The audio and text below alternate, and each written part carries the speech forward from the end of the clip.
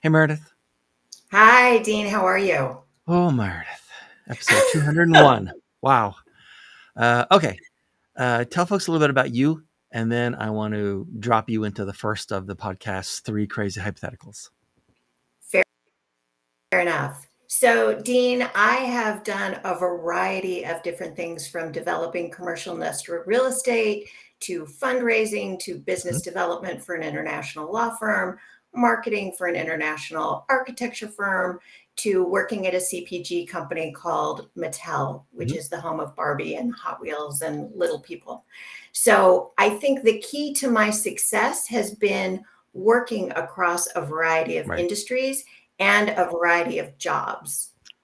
So I'm able to take all sorts of data and synthesize it with a fresh All right. perspective. Awesome. So, in that case, this should be easy. You probably even have literal experience of it. So, it's day one, and this client, a lot of our clients, I'm not a fractional CMO, but for most fractional CMOs, most of their clients are virtual. Like they don't actually go to see them very often, if ever. But this one's only 5 minutes from your house. So on this, the first hour of the first day of this brand new client and engagement, you're actually going to walk in and spend the first half day there. Okay. So you're walking in brand new, day one, 8 o'clock Monday morning. What's the dream scenario you're walking into? And what's the nightmare scenario you're walking into as a brand new fractional CMO there? So, got it. The dream scenario, Dean, is I walk in and I'm like a therapist. I assess the situation. I take what you tell me and I dig deeper and I dig deeper and I dig deeper. And then I talk to the people around you to find out what's what. Then I also take a look at your tools and your Mhm. platforms and your systems. And then I'm able to go in and make an assessment, create a strategy with you that makes sense, and then implement a plan. In addition to all of that, what I do as a functional CMO is I create growth plans for your team, your marketing team, because that's a big, serious Yeah. concern for the people who are working for you. And then once all of that is in place, we just do periodic check ins like any good therapist to make sure you're optimizing and things are going as they should be.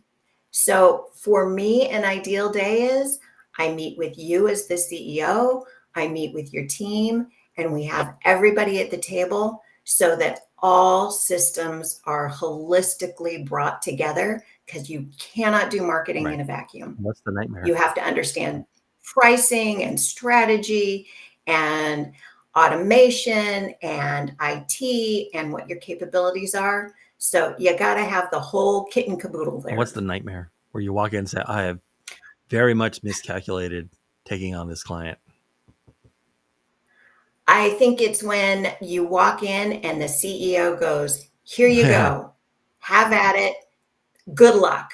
And then they walk away and you're left going, "What the blankety blank am I supposed to Yeah. do here?" Because they're not engaged. They think you're going to solve all of the problems.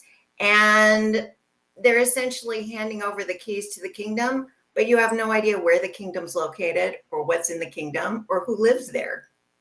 And they make no effort whatsoever to help you get all of that information so that you can work together. Okay. So we're going to come back to this present day in just a moment, but let's imagine we're 90 days in to this engagement. Okay. And you're walking down the hall, you're back on site. You're walking down the hall, someone from the board or the C suite is walking the other way and they say, Hey, Meredith, I was thinking about you last night. Like I understood and I signed off on the value prop for bringing you on, right? And allocating that spend and having you become our fractional CMO. So I understood like the value prop there, but honestly, it took like a few months before I had my aha moment about, oh, that's why Meredith is here. And that's what Meredith is doing. What's that aha moment? That aha moment is okay, I get that the strategy goes across all of our platform systems, Mm-hmm. processes, and tools, and we're heading in the right direction, and we're able to see actual growth. And Dean, it doesn't happen overnight. Right. All good things take Right. time, which is why that 90 days is so critical. It's imperative that you have time to consider what the best course of action is and to start optimizing it. Right. You cannot expect results day one. And anyone who does, I'm sorry, it's just not realistic. Okay. So It's going to take let's come time. back to our first day. And if I Yeah. may, for just 1 second, you also have to make sure that the stakeholders in the board are involved and have buy-in Right. when you're starting the process, or you're screwed because one half of the table is completely out of the picture and has no idea what to expect and what's going on. So, yeah, they have to be included Yeah, as well. makes sense. Okay, so let's come back to our first day. You were already ever going to spend the first half day there anyway because you had a prior commitment. So now you drive downtown to a big hotel. There's going to be there's a conference going on there, and you have to get up on stage because it's your turn to give your speech. And you're talking to this audience, 250 people. Every one of them came out of corporate yesterday, and today is their first day as a fractional CMO. Okay, so they're brand new, right out of the oven or right into the fire, depending on how you want to talk about it. Right, and so we're going to go through 3 sentiments in your speech. I'll start, and then you just finish the sentence with as much of an answer as is required. Okay. So first off, you're Okay. talking to them and you say, "Look, I got to tell you, as a fractional CMO starting out right now, you're going to be surprised by what?" You're going to be surprised by how many companies that are small to mid-size that are using your services are completely overwhelmed by the day to Mhm. day and really don't have a strategy and don't have a plan, because you assume every business is successful because of Right. these things, but really every business is successful in spite of Yeah. itself. It somehow keeps moving forward through the backs of a few people who keep pushing things Right. along, but there is no plan. And you're scratching your head going, how does this happen? All right. Good answer. Okay. So then we're about halfway through your speech now, and you're talking about clients. And you say, I'll give you a hint now. As you start like getting clients, working with clients, you're going to find most companies just don't understand what. Most companies just don't understand not everything is a fire drill and not everything is a Right. priority. If you have a strategy and every single person in that company understands the strategy, then every single person is able to implement the plan with an understanding, okay, that might not fit 110% with what I'm supposed to do, but if I tweak it a little bit, it actually fits with the strategy and will help us optimize what we're already planning to do. So, empowering your people to understand everything allows them to actually make the decisions that will push you further along versus you Right. micromanaging every single Hmm. thing. All right. And so now you're sort of at the end of your speech. They're trying to get you off stage, but you ended up being catty, right? And like, go. You're like, no, I have one more thing to say to this audience. Since you're all brand new, you just came out of corporate, you're all just getting, started as a fractional CMO in your own business. I'm going to, like, if I could only give you one tip about getting clients, here it is. Network, Yeah. network, network. Use the people you know, ask for the business. What is the worst thing they are going to say? No. So you move on to the next one. There was a period in my life where I did cold Mhm. calling, and I think it just gave me a bit of Teflon skin where I'm like, okay, you said no. It's not personal. If you knew me, you'd love me and you'd want to Yeah. work with me. So in 30 days, I'm going to check back in with you and see what's changed or not. And you have a calendar where you get these little ticklers that come up, but you cannot be afraid to ask. And you cannot be afraid to feel like you're foisting Right. yourself on people, because I guarantee you, just like when you're dating, you're not going to open your closet door and Mr. Right is going Yep. to walk out. You got to get out there and work it, Persistently polite just and like Britney politely Spears persistent. says. Yeah. Exactly. A velvet pit Yep. bull.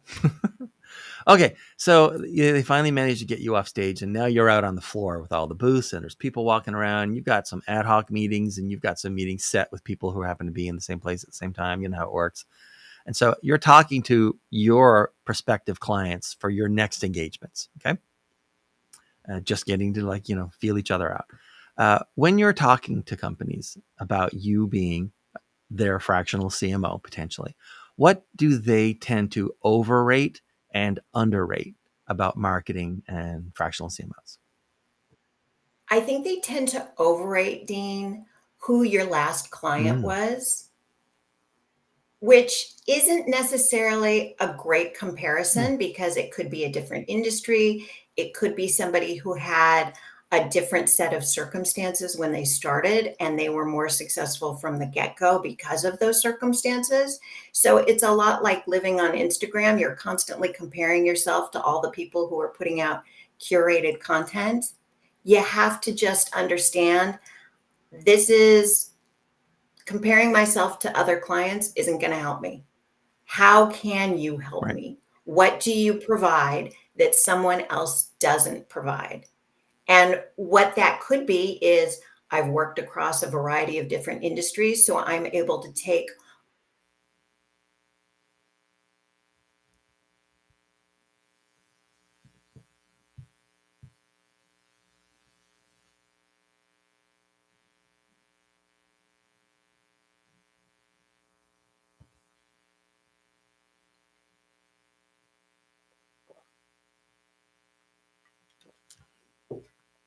If you're watching the full episode and you wonder what just happened, as far as I can tell, Meredith is in a co-working facility. She, from the background wallpaper and stuff, it kind of looks like she was in one of those little closets you get at a co-working facility.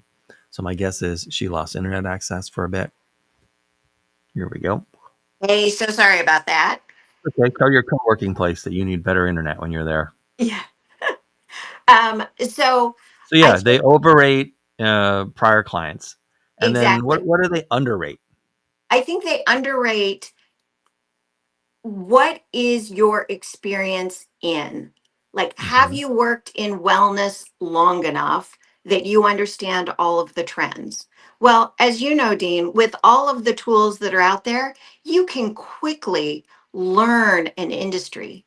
You Yeah, don't have to have spent 15, 20, 30 years in an industry to be an expert in it, right? What you need to be able to be an expert in is understanding data and looking at it and synthesizing it and bringing disparate pieces together to create the strategy that's going to help you gain POS, gain brand share, and get you to where you want to be. yeah. All right, good. So then let's take a slightly different direction, but I think kind of related to this. Is as you're talking to prospective clients, what's a red flag and what's a green flag in that discussion? So, a red flag is Hmm. I want results tomorrow. I want to be able to see growth, not necessarily tomorrow, but within a week, because I'm paying you X amount of dollars and I expect to Yeah, see results. It just doesn't work that fast. We need right. time to be able to understand what's happening. What do we need to change? What do we need to just slightly optimize? What do we need to completely throw out? So I think that for me is a red flag is I want immediate results, whatever that immediate means to that person. What's a grow where I just want to give you a great big hug and kiss you Right. is let's sit down, let's think about this. I've blocked time so that I'm not distracted and you have my full attention. Because Do you? so often people Sorry. are completely frenetic. Okay. Do you find that customers or prospects want to move to the pricing discussion right away, like in the first substantial chat, or do they want to talk about fit and scope first, and then maybe get a proposal from you that would include pricing? Many often do want pricing first. Yeah. What I explain to them is I cannot provide you pricing until I understand the full scope. So Right. I could give you a price, but I might be charging you way too much. Or I might give you a price, but I've left out something critical because I don't Hmm. understand what you need. Right. So, yes, everyone always wants to know the price because they have a bottom line they have to manage. And I Sure. get that. But again, this goes back to let's focus, let's understand what's happening and what needs to happen before we talk pricing. And then when I give you the proposal, I'm happy to put the price right at the front. Right. Okay. And then as we wind down, I have one more question, and then one more question. Um, how many of your, when you sort of start working with a company, how many of them have already figured out either their actual business's positioning, like we're in this sort of quadrant dealing with this part relative to this competitor, or their messaging positioning, like their angle, like, we talk about this, and like this is the message that we're using to cut through because it's different from everyone else's. Like, how often is that true, that they have like one or both of those established, either at the business strategic level or the marketing strategic level? It happens less than you would imagine Yeah. because they're often mistaken as to where they are or what their messaging really is. Right. I applaud them for making a valiant effort, but again, that's why I'm engaged to tell you Yeah. yes, that's accurate, or no, that isn't accurate, or that messaging works, but only for that platform, not for this other one, and it's not consistent in the entire ecosystem. So this is why you engage a fractional CMO. You don't Sure. have the bandwidth or the department or the capabilities to make sure both, let alone one of those things, are in place. Okay. And then finally, as we wind down, and thank you, this has been great. Thank you for being here. Who should be contacting you these days, and who should not be contacting you these days? So, small to mid sized companies, definitely you need a fractional CMO because you need the direction, you need the help. As an Right. entrepreneur, you have one lane of business, which is your brilliant idea. You need someone else who has the chops to be able to help you get to where you need. Hmm. Who shouldn't be contacting me is a Fortune 500 company. You don't need a fractional CMO. You have a No. CMO, you have a slew of consultants. You may need a tweak here or there, but Right. that's not me. I'm there to Um, provide the strategy and the plan right. with All right. you. And how should people get in touch with you? What's the best way? You can reach out to me at mw at zerosones.com. You can visit zerosones.com. You can text me at 310-237-2085. You could even send me a smoke signal. We will connect. All right. Fair enough. All right, Meredith, thanks very much. This has been fantastic. Sorry for the glitch in the internet connection. My bad. Dean, you have been a delight, and I cannot thank you enough for inviting me to join you. You're very welcome. All right. Thanks very much. And thanks everyone for watching. Bye.